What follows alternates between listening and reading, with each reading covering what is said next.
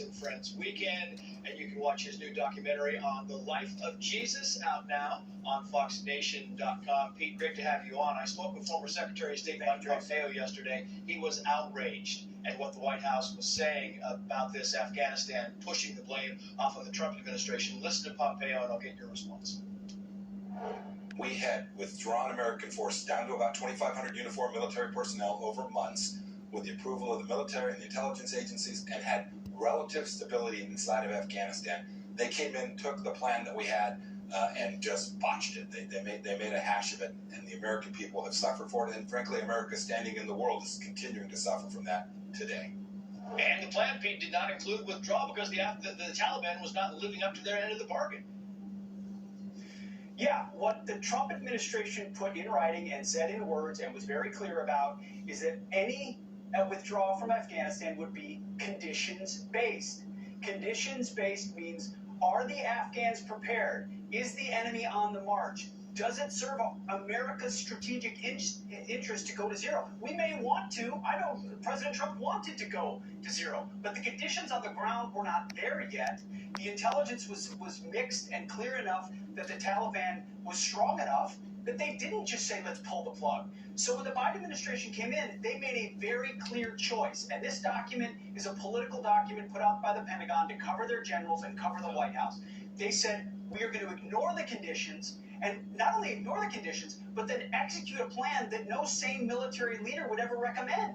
And we know there were those that spoke up, but they weren't listened to. And ultimately, accountability is not coming. The only accountability that can come is in 2024 at the ballot box. And people say this administration's leadership on the world stage has made us an embarrassment. And it has turned its backs, not just on our allies, but most importantly, as Scott Mann pointed out, our vets, those who served, those who gave everything in a very difficult place.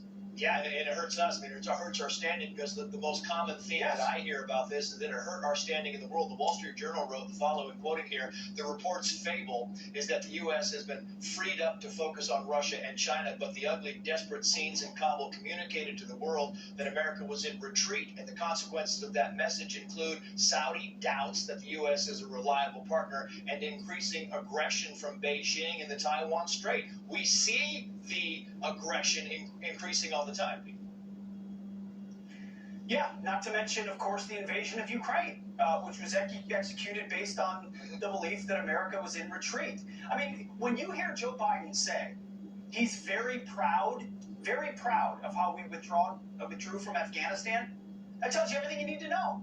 And the devastating effect of weakness and of a lack of strategic compass sends every signal the world needs to know. That's why you see BRICS rising, Russia and China coming closer together. The Sunni and the Shia trace, you cover this. For Saudi Arabia to be turning to Iran, who benefits from China and Russia, shows you how weak they believe we are. And by we, I think it's squarely the Biden administration. Remember, ISIS surged under Barack Obama. When that was effectively, there was no strategic approach to get rid of them. Donald Trump decimated them. Donald Trump dropped a bomb on Qasem Soleimani's face, the head of Iran's Revolutionary Guard, the Quds Force in Baghdad. They realized we would do something about it. They know there's no consequences under this administration, sadly. Pete, it was good to have you on. It's called The Life of Jesus, featured on Fox Nation. Yes. Pete Hegseth, it is Easter weekend. Friday. Thank you. Happy Easter, Good Friday to you. Thank you so much. Actually, not Good Friday. It is a solemn Good Friday. Thank you, Pete, for that. We appreciate it. Meantime, moments ago, House Judiciary Chairman Jim Jordan requesting additional information from the New York County District